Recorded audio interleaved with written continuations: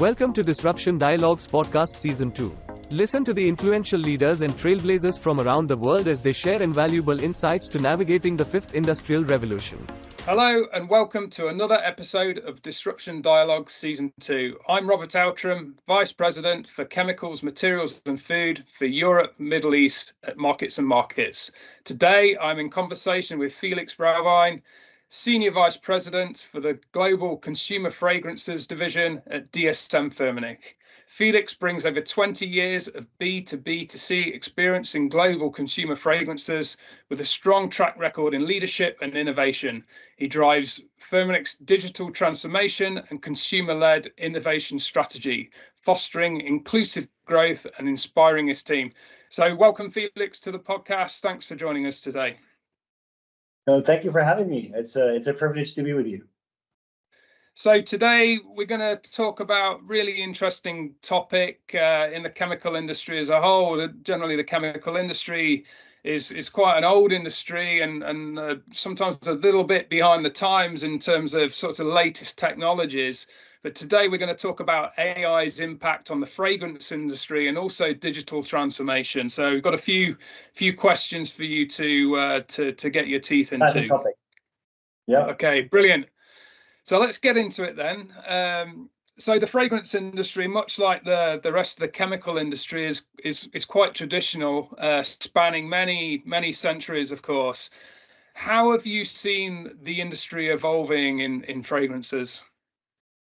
Well, you say centuries. For me, it's more millennials. I mean, I've just come back from China where I visited the Villa Harmony, just an hour outside of Shanghai, where we've been wandering through 5,000 years of Chinese scent heritage. It's been a really incredible experience put together by the very famous Master Ma.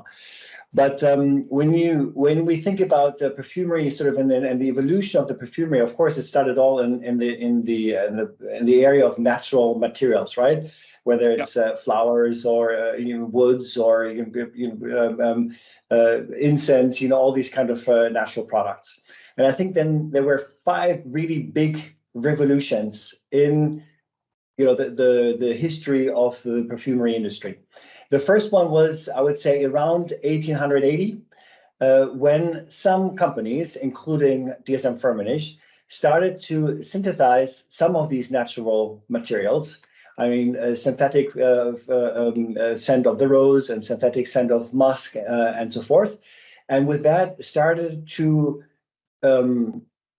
somehow democratize perfumery, because before perfumes were so precious and so expensive that it could only be used by, nobility or really, really rich people. And then suddenly with the synthesizing of these natural raw materials, you could produce perfumes at scale.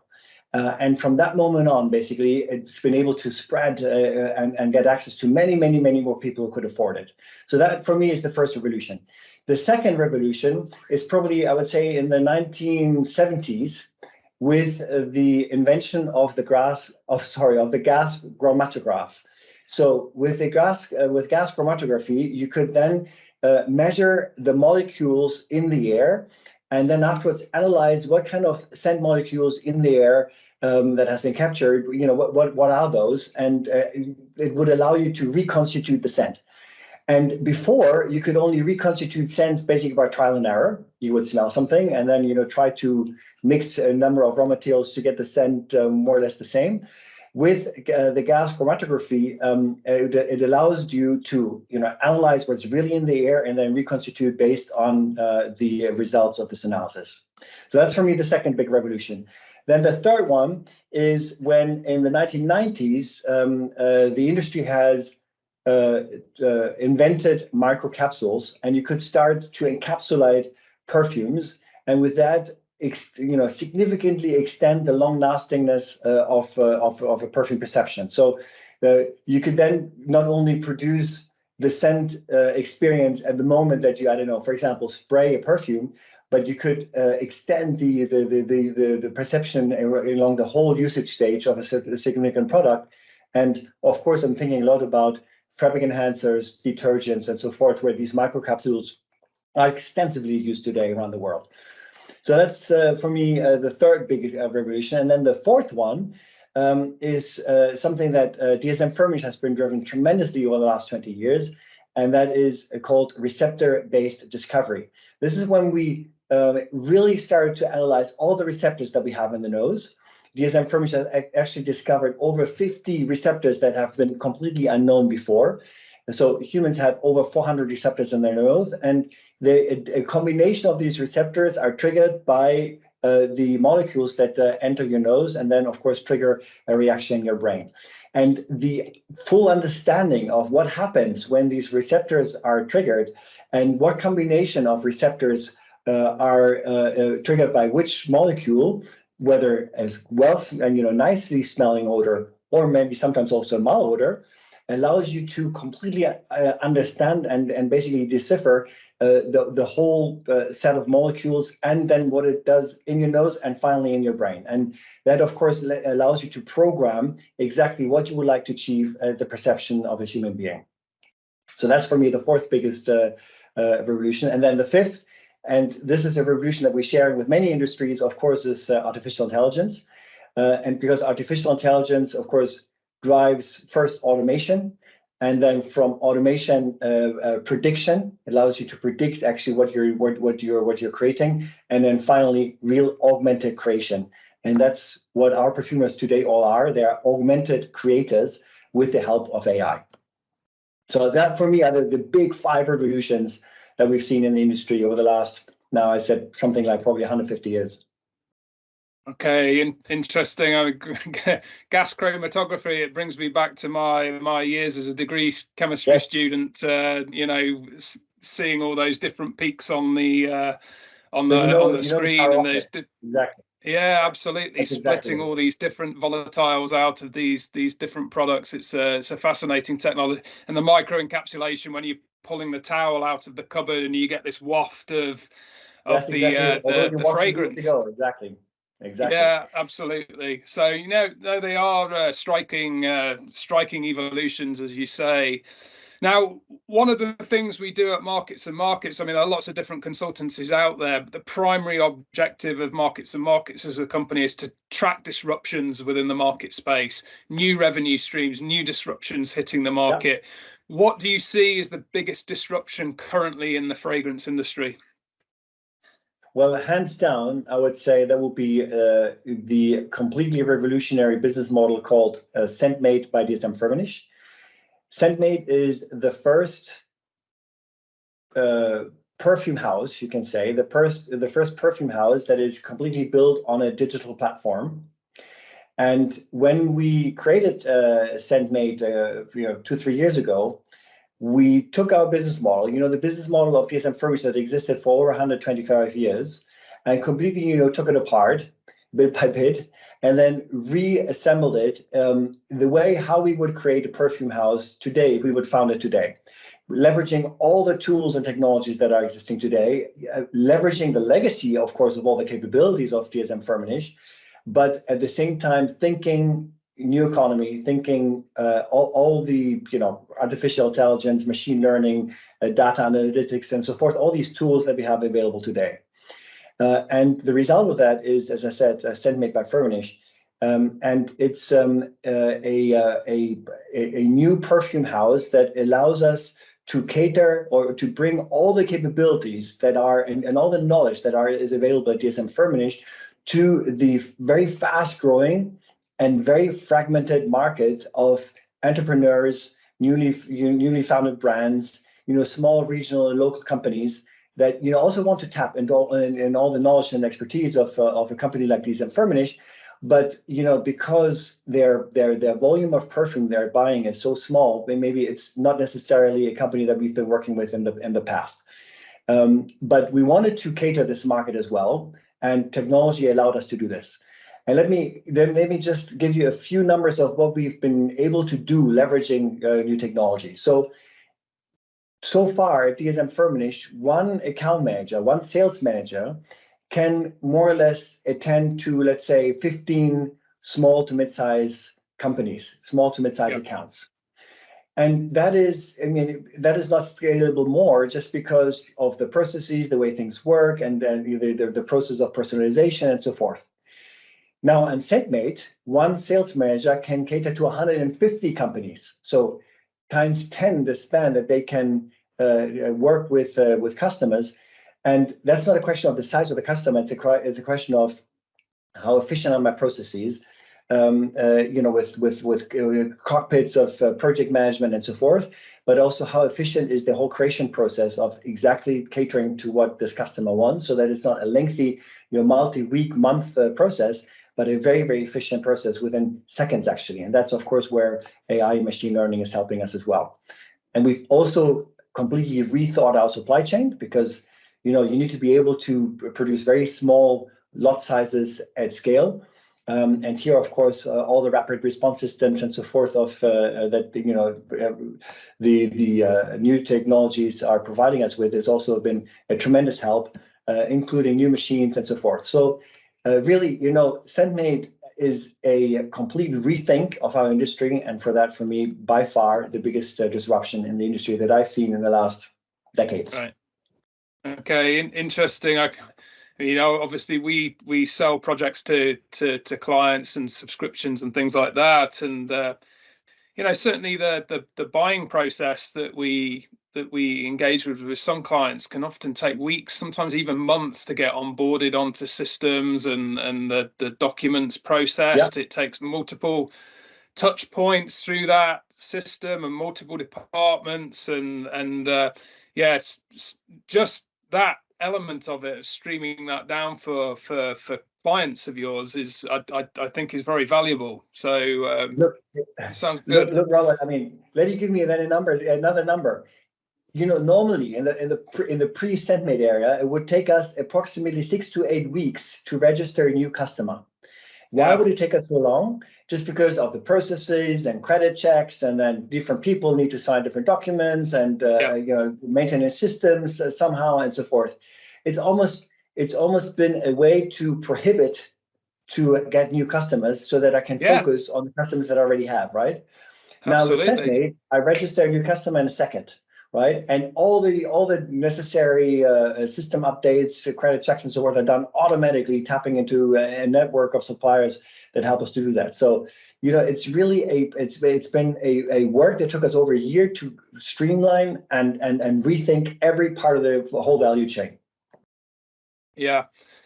Okay. So well, that's good. Yeah.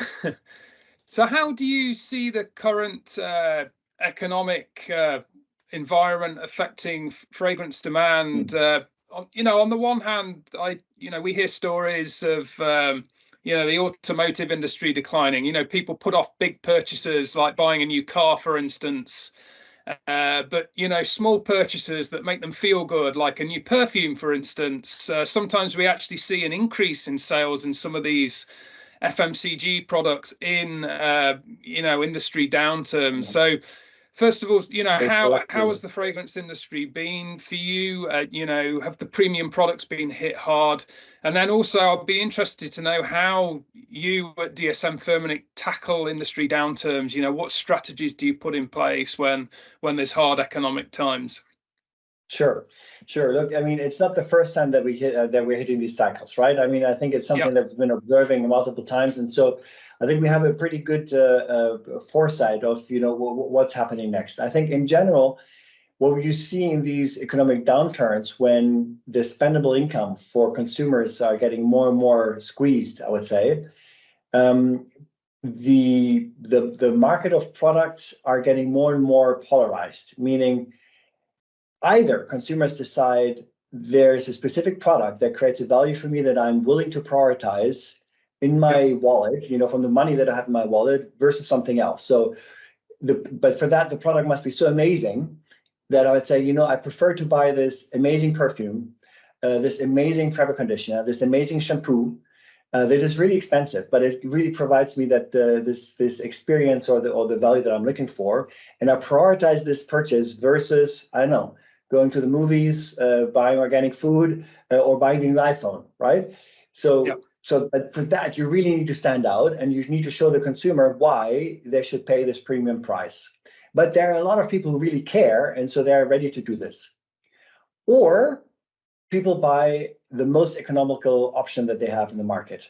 And so what we see right now is a massive rise of private label brands, the supermarket brands, basically, just because they are maybe, not the most innovative, but they are, highly performing and very, very, get a lot of value for money.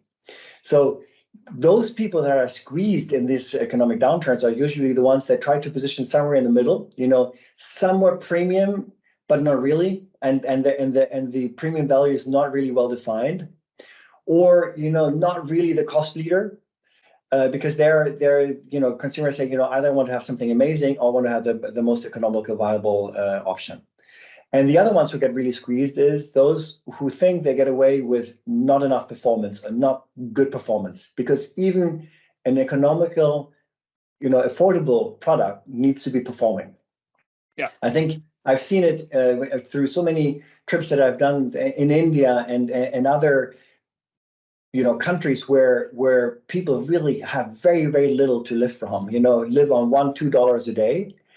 Those people cannot afford poor or non-functioning products. So poor people cannot afford poor products because they can only spend their dollar once.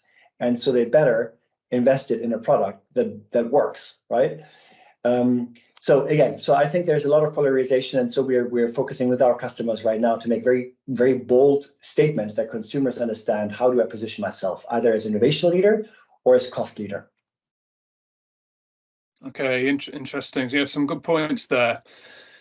Now, I also see, I've just come back from Mexico, as we were discussing before we started this this podcast, walking through the duty free and the airport, and we see personal care and fragrances becoming more and more personalized, either sort of on the brand level. I mean, I don't know what Kylie Minogue knows about making perfumes, but sure enough, the brand is we help her there. with that. You help her for sure. But we are also seeing more personalization, where you can completely customize a fragrance to an individual, even on the individual level.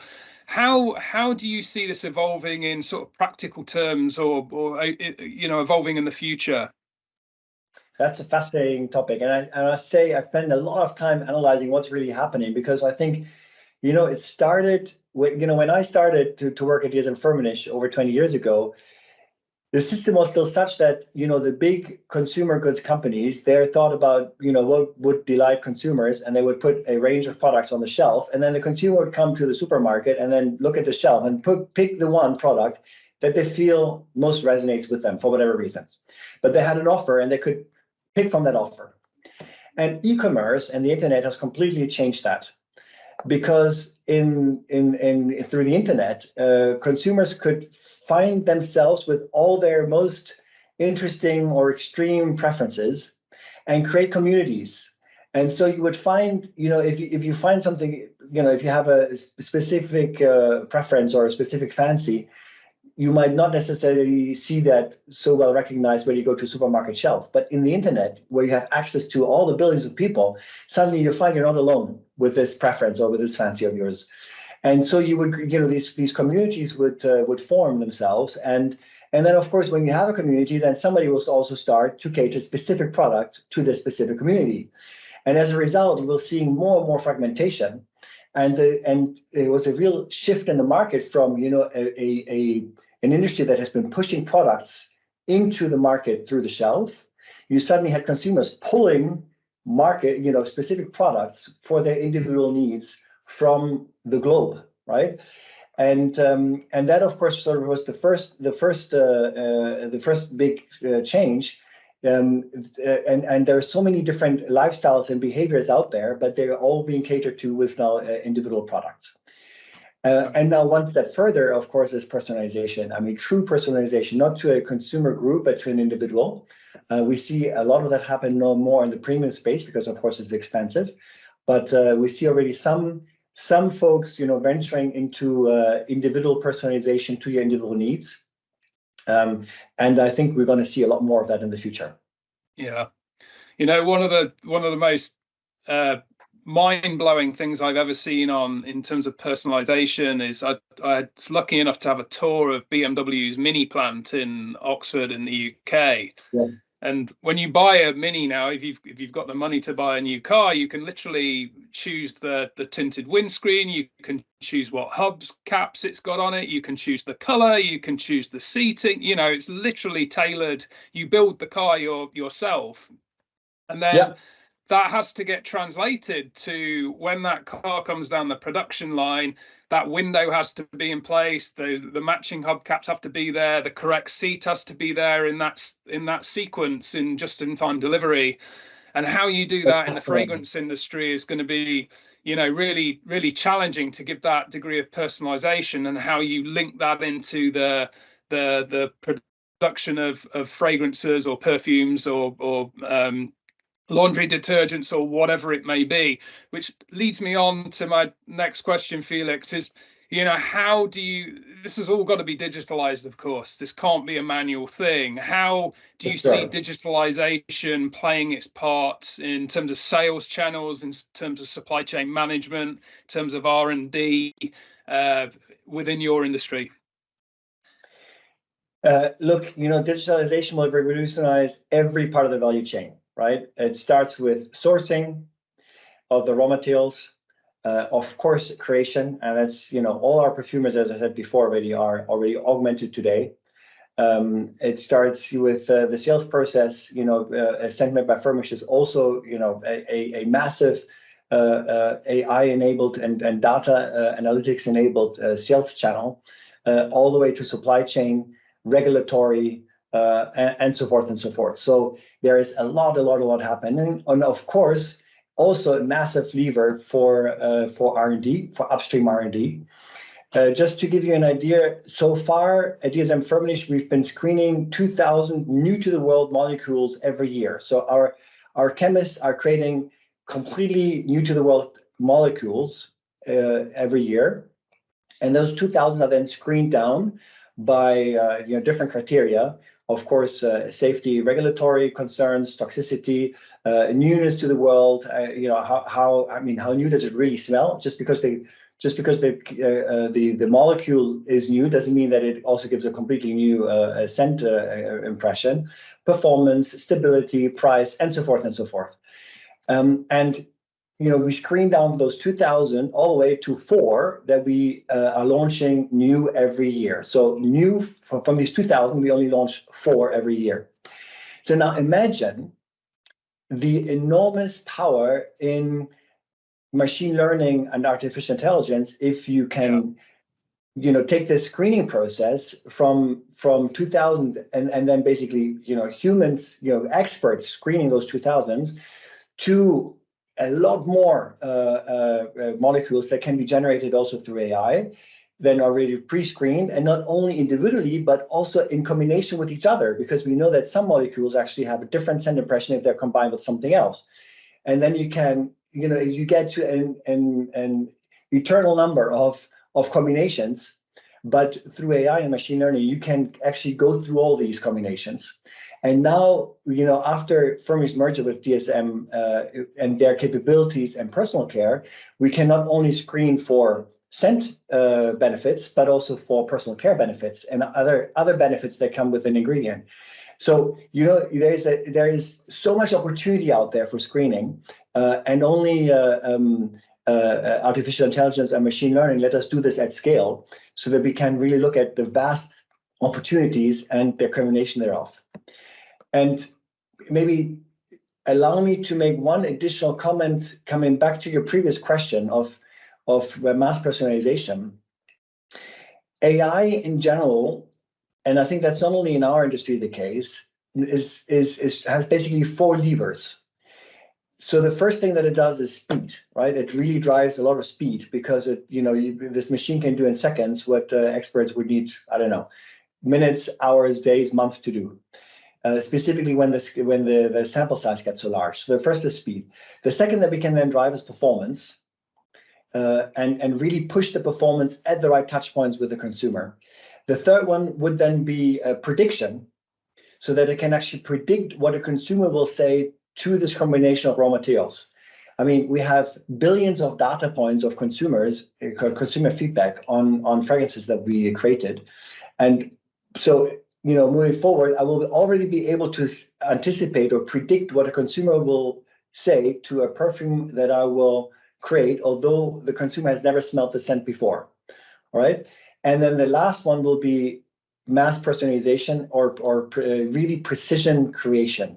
So I like the word precision creation because I can create something specifically for a very specific consumer with all my with all the previous levers that I have on speed, performance, or prediction. And this precision creation then allows me to do also mass personalization, which allows me to create at scale what today, it takes me months sometimes to do for a very large audience. And then with all these tools, I can do this within seconds for an individual.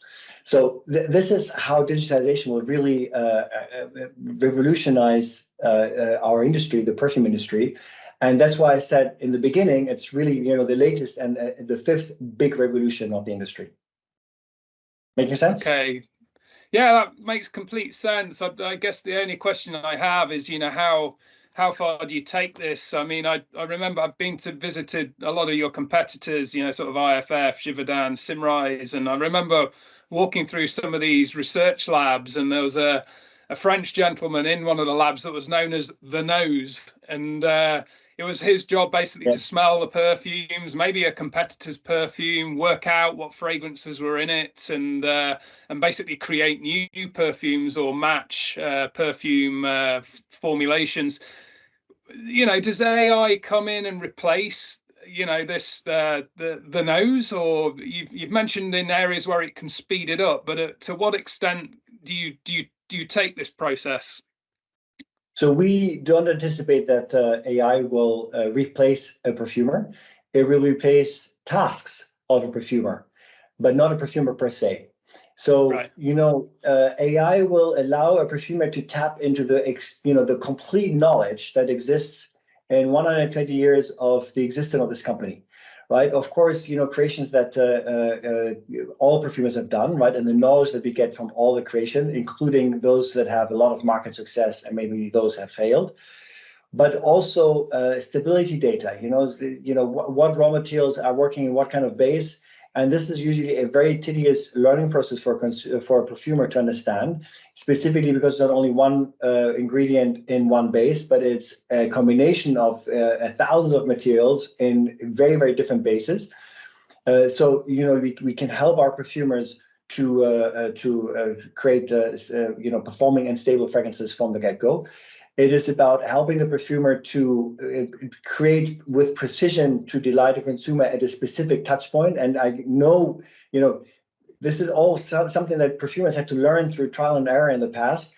But now we can augment the perfumer with helping them say, this combination of raw material will allow you to have a specific performance at a specific consumer touch point, and you help you to how to boost the performance at the touch point. It helps with regulatory concerns, right? When perfumes have to be reworked because ingredients have to be either reduced or taken out and replaced with something else.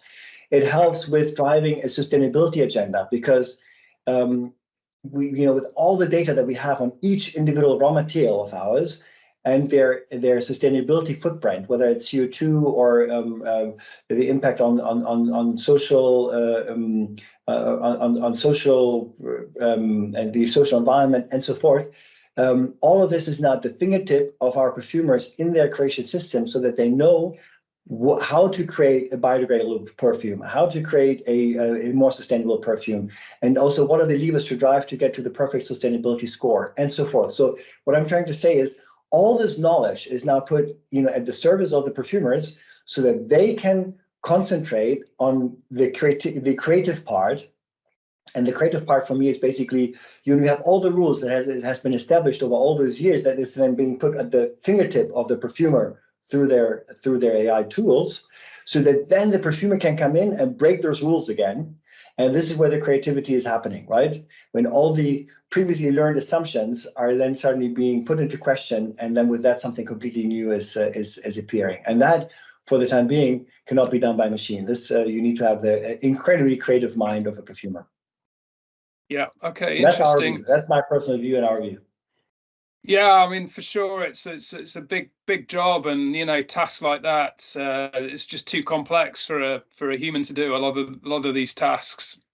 And it's Yeah, certainly something exactly. So, sorry, Robert. it's Go something ahead. we do at Markets and Markets. Actually, our AI-enabled platform, it's actually tracking our customers and our customers' customers, and doing that manual tracking of where revenues are as a single person or an analyst. You couldn't possibly do it. You need AI and Exactly. digitalization to do that. Exactly.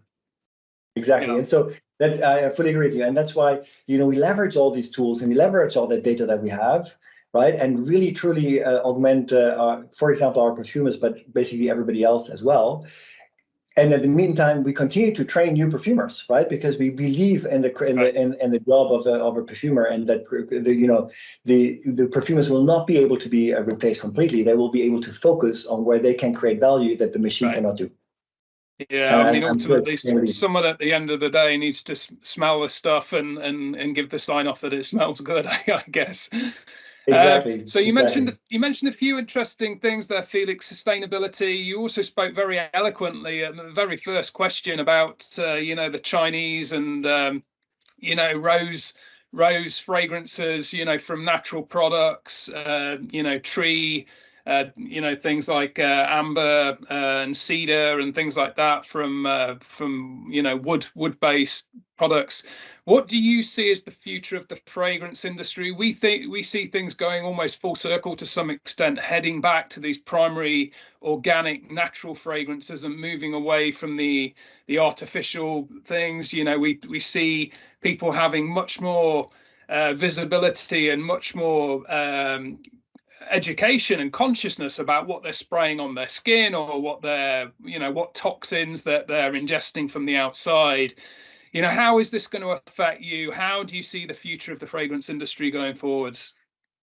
That's a big question. So let me start to segment this question a little bit. So first of all, what is the future of natural ingredients, or what do we see currently happening with natural perfume? So yes, we also see that there is a trend towards more natural perfumes, but this is a relatively special target group.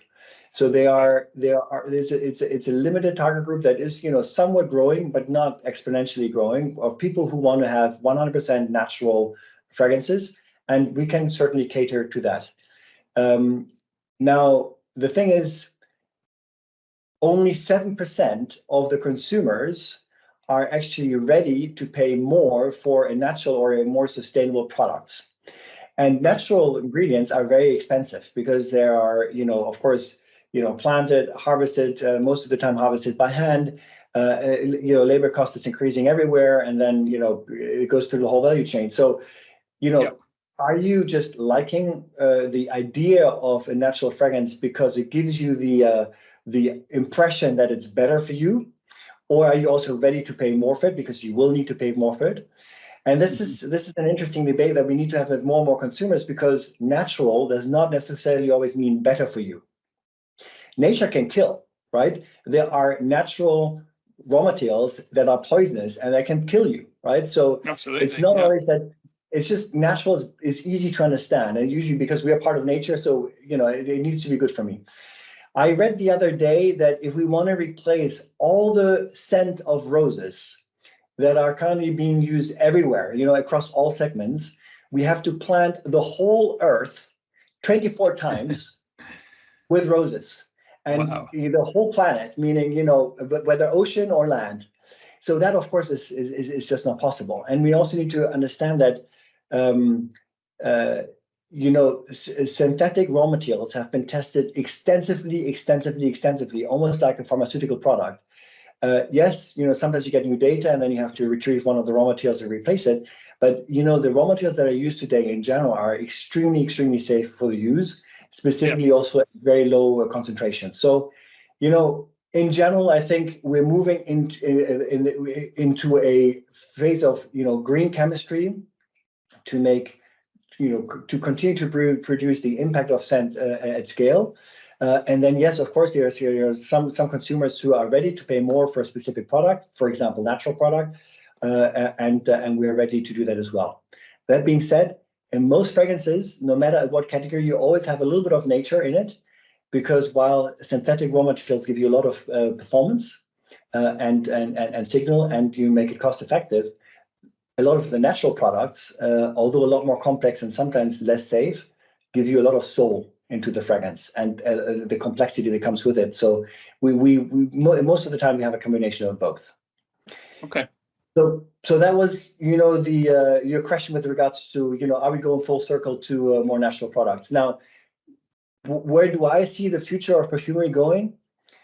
I think for me, it will become more and more a scent plus. So we'll combine a scent with a benefit.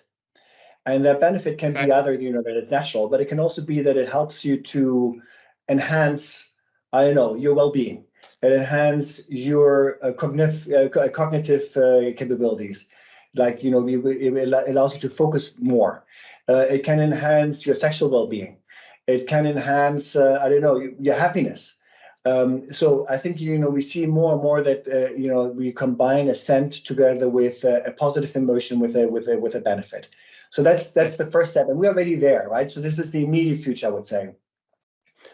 And then if you ask me to really, look a few years or even decade ahead, well, then we will probably perceive scent no longer via molecules when we smell, but, we will have, these brain computer interface technologies that allow us, through a chip that has been implanted, to perceive things through the chip rather than through the actual molecule, right?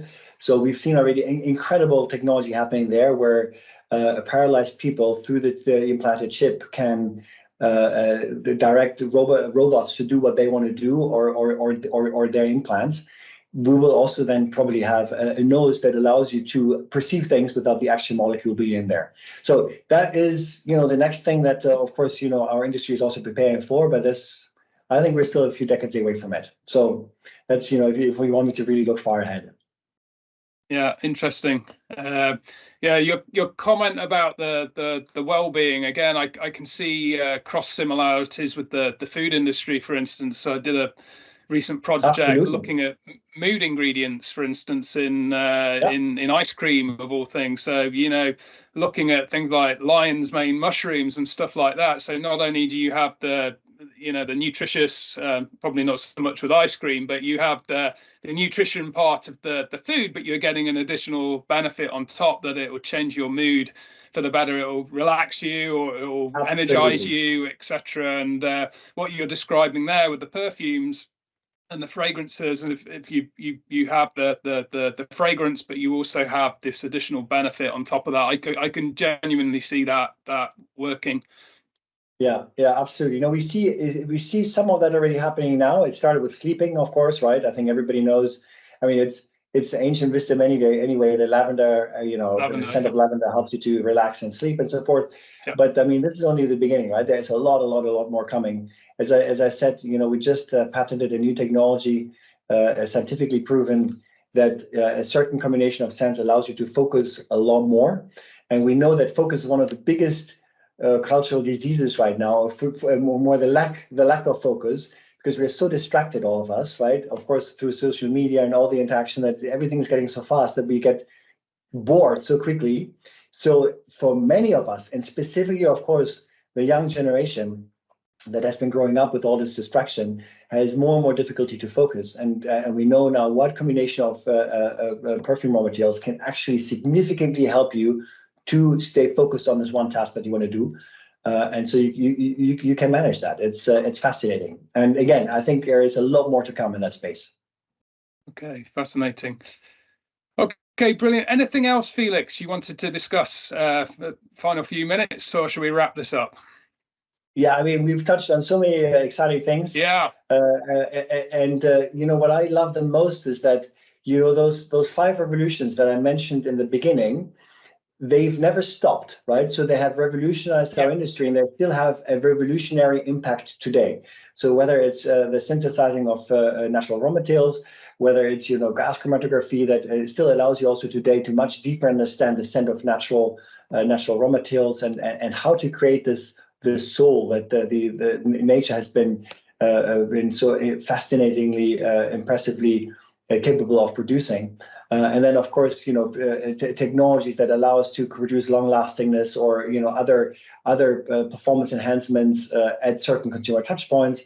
I'm still incredibly fascinated by receptor basic discovery. That we truly understand what's actually happening in our nose, because the nose has been the least studied organ that we have, the least studied sense that we have, and the most complex one.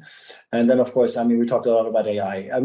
We've just started to scratch the surface of AI, like in other industries, and a lot more is to come. So very, very exciting times ahead. Looking forward to see what dsm-firmenich develops in that area. And so, Felix, thanks very much for this incredibly interesting discussion. Thank you, everyone else, for listening in. I was in conversation with Felix Frowein, Senior Vice President for Global Consumer Fragrances, dsm-firmenich. Felix, thanks once again for your participation. And guys, stay tuned for more interesting episodes on Disruption Dialogues. Thanks for tuning in. If you want to know how you can navigate and thrive in this disruptive era, subscribe to Disruption Dialogues on your go-to podcast channels and stay tuned for more interesting episodes.